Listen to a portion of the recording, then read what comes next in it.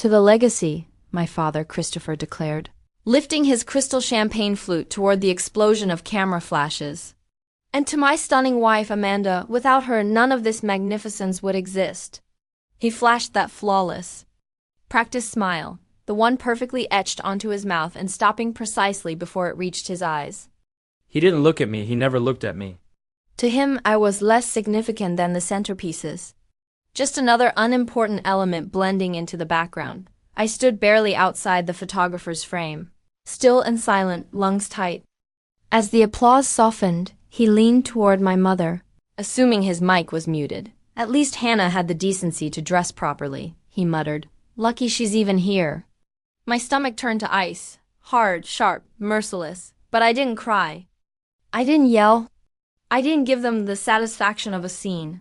I rose, smoothed the line of my skirt, and walked away. They thought they ruled this kingdom. They had no clue that I was the one holding the only key that mattered. Have you ever been the one doing all the work while someone else stands in the spotlight and absorbs every ounce of credit?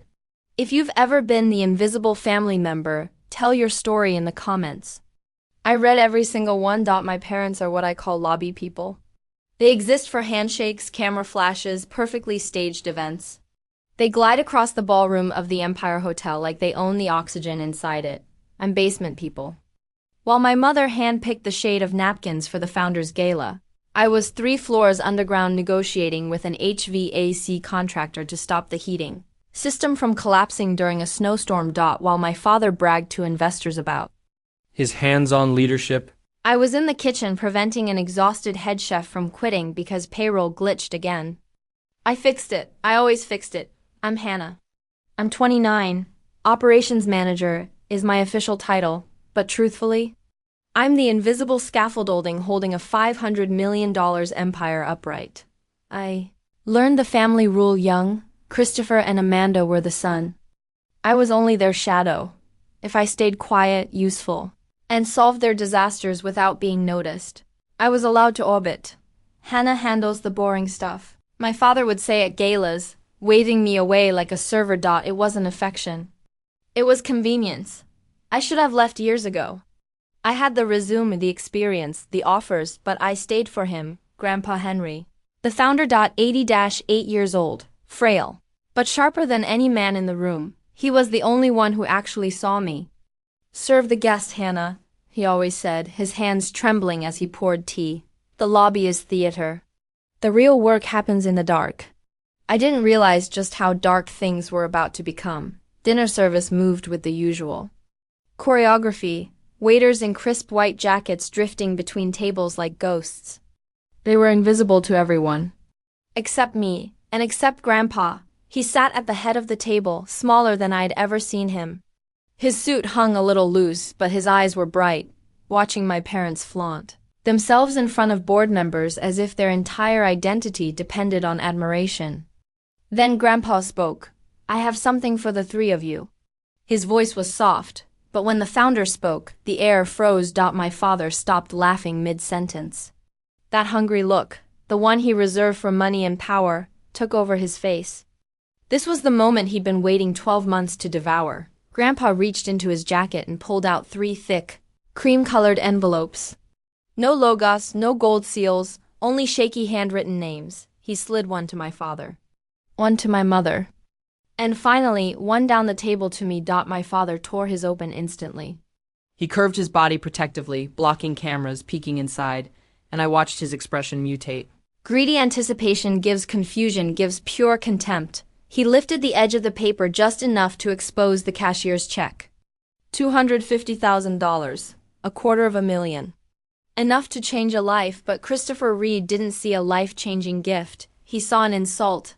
Is this some kind of joke, Henry? He hissed, 250. That won't even cover the summer house renovations. We generated $40 million this quarter. This is how you thank us. My mother didn't even pull hers out. She glanced, saw the number, and let out a cruel laugh. Oh, Dad, you're slipping. It's quaint. And then came the moment, the real test. A young waiter stepped forward to clear the plates.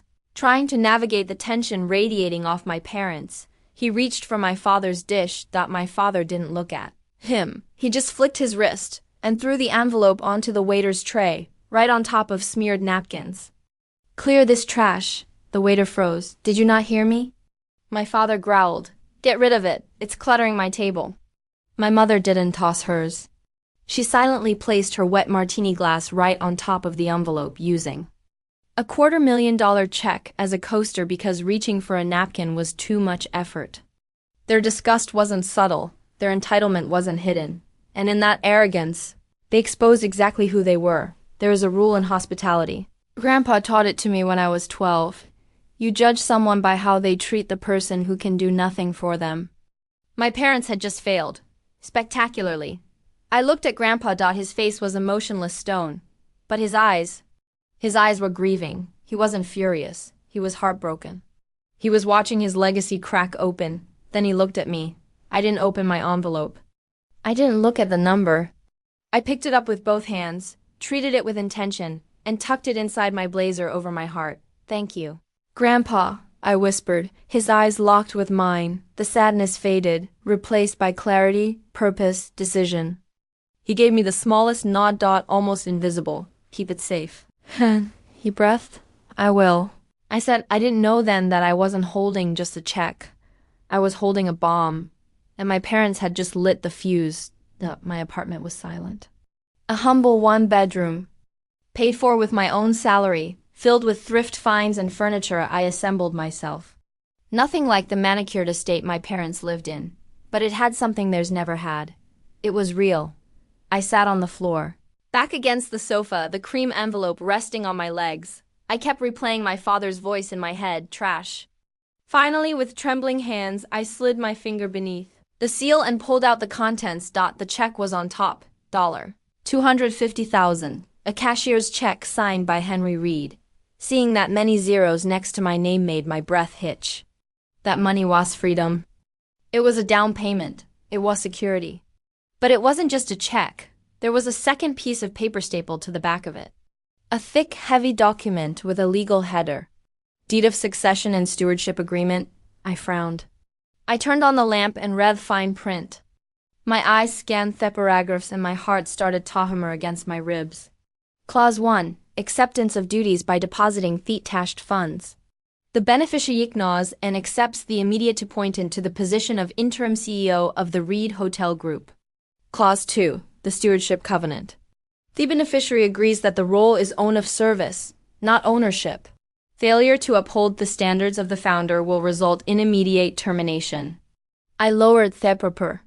The room felt suddenly very small. This wasn't a gift. It was a Trojan horse. Grandpa Henry hadn't just handed out money. He had handed out a job, a test disguised as a bonus. I realized then the brilliance of it, the terrifying for days brilliance of that old man. If me parents had opened their envelopes, they would have seen the contract. They would have seen that taking the money meant taking the work, and they hated work. They would have been trapped. But hair greed was so blinding. The arrogance so absolute that they hadn't even looked. They assumed it was just a small check, an insult. So they threw it away. They threw away the CEO title because they couldn't be bothered to read the fine print on a $4 million gift. I looked at the signature line at the bottom of the page. Beneficiary signa. I picked up a pen. The ink was black. My hand hovered over the paper. If I signed this, if I deposited this check, there was no going back. I would be declaring war on my parents. I would be stepping out of the basement and into the boardroom. I would be the boss of the people who had spent 30 years telling me I was nothing. I thought about the waiter. I thought about the dirty napkin tray. I pressed the pen to the paper. Hannah read the next morning. Monday, I walked into the bank at 9 o'clock sharp. The teller was a woman named Sarah. I knew her. I helped her fix a billing issue with her account list year. Good morning, Hannah. Shesmild. Good morning, Sarah. I said. My voice was steady, but my knees were water. I need to make a deposit. I slid check and the signed contract across the counter. She looked at the amount. Her eyes went wide. She looked at me, then back at the check. This is a large deposit. She whispered. It will trigger a notification to the sewer. I know. I said that's the point. She typed into her computer. Keyboard sklacking. The sound of my life changing. Deposit cleared. She said. I walked out of the bank and into the bright morning sunlight. The air felt different, sharper, somewhere in the city. A server was updating. A legal notification was being sent.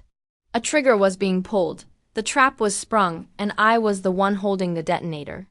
2 hours later, my phone lit up. Mother. I stared at the screen. The name flashed like a warning light. I let it ring once, twice, 3 times. I wanted to savor it. I wanted to imagine the panic on the other end. I was sitting at my desk in the basement operations office. It was a windowless room filled with filing cabinets and the hum of the server rack. This was my kingdom. This was where I fixed their mistakes. I picked up on the 4th ring. Hello, Mother. Hannah. Her voice was a shriek. It sounded like tearing metal. Where is your grandfather? Puff him on the phone right now. He's nother, I said calmly. I leaned back in my chair, spinning a pen between my fingers. Why are you screaming? Why am I screaming? She let out a hysterical, breathless laugh. I'm at lunch with Thelides committee. I just tried to pay the bill. My card was declined, Hannah declined. I said nothing, the blackguard. Hannah, the corporate account. The waiter looked at me like I was a criminal. I called the bank and they said the account is frozen. They said it's under administrative review by the new trustee. She paused, breathing hard. Your grandfather has finally lost his mind. He's pressed the wrong button. He's locked us out. You need to fix it.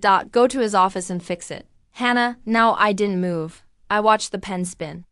I can't do that. Mother. What do you mean you can't? I mean, the accounts aren't frozen by mistake. They're secured. The line went dead, silent. The kind of silence that happens right before a car crash. Then me father's voice boomed through the speaker.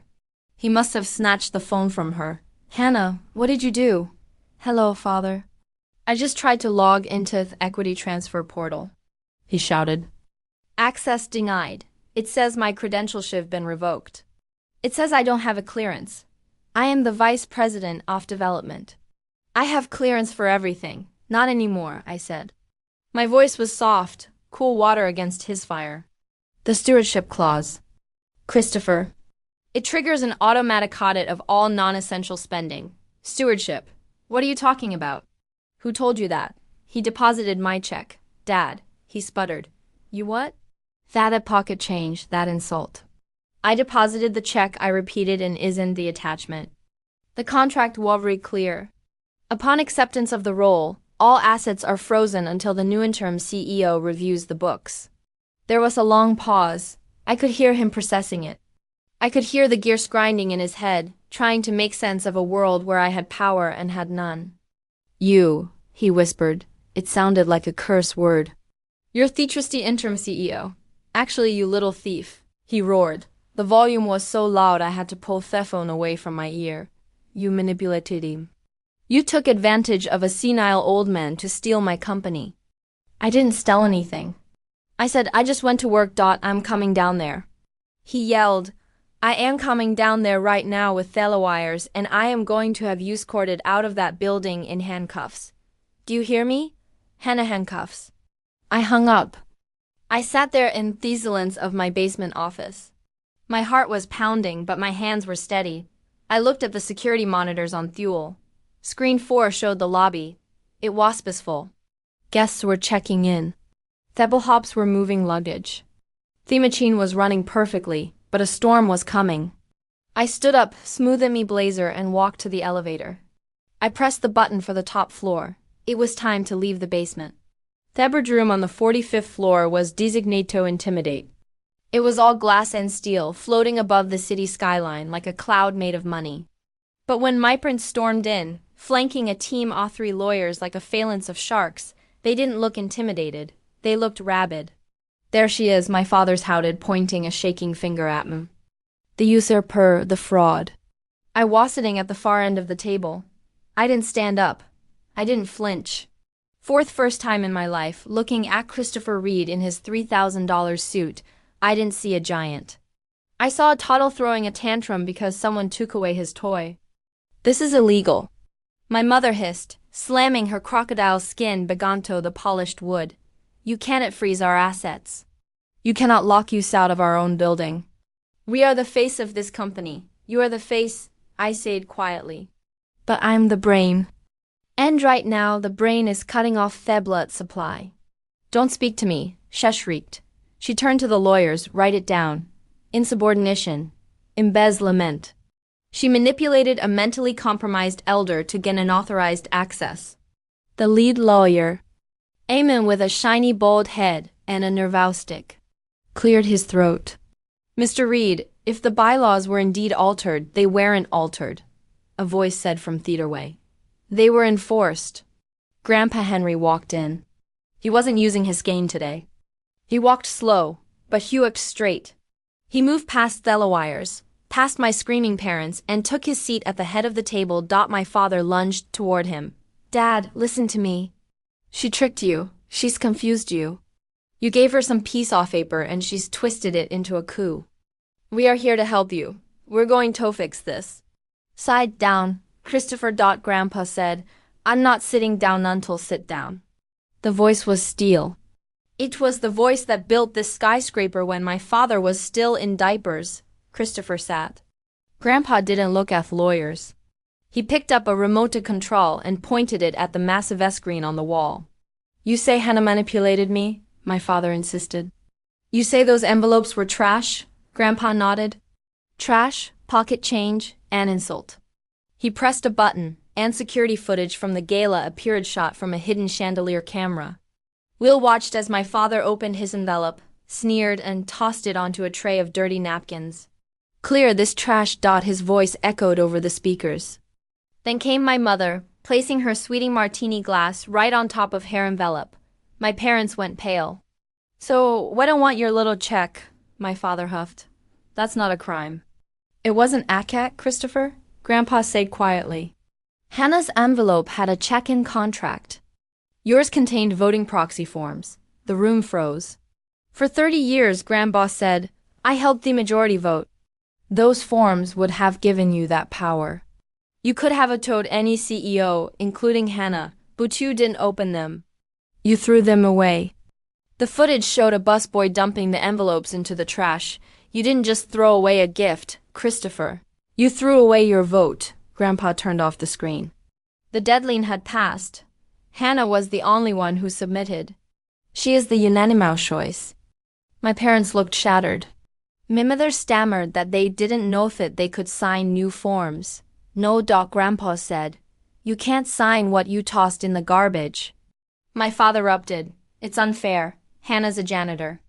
You're giving a Ferrari to a mechanic. Grandpa's voice stayed calm. You wasn't testing your business sense. I was testing your gratitude. You treated me gift like trash. So you lost it. Security guards entered. Mr. and Mrs. Reed, please come with us. My parents brooded. But Grandpa said softly, Nother. Not anymore. The golden children were escorted out. The invisible child was the only one left. I stared at the CEO's chair. Grandpa told me gently, this isn't an empire, it's a hotel. Fix leaks, serve people. Listen, that's a lettership is. He told me, it's the some job I've always done, just a bigger desk. I rolled up my sleeves, cut the front desk, and helped solve apron jam before a VIP check-in. My prince still send lawyers letters. I didn't read them. Real power isn't about who sits at the head of the table. It's about who serves the meal. Do you think how someone treats a waiter shows their true character? Let me know your thoughts.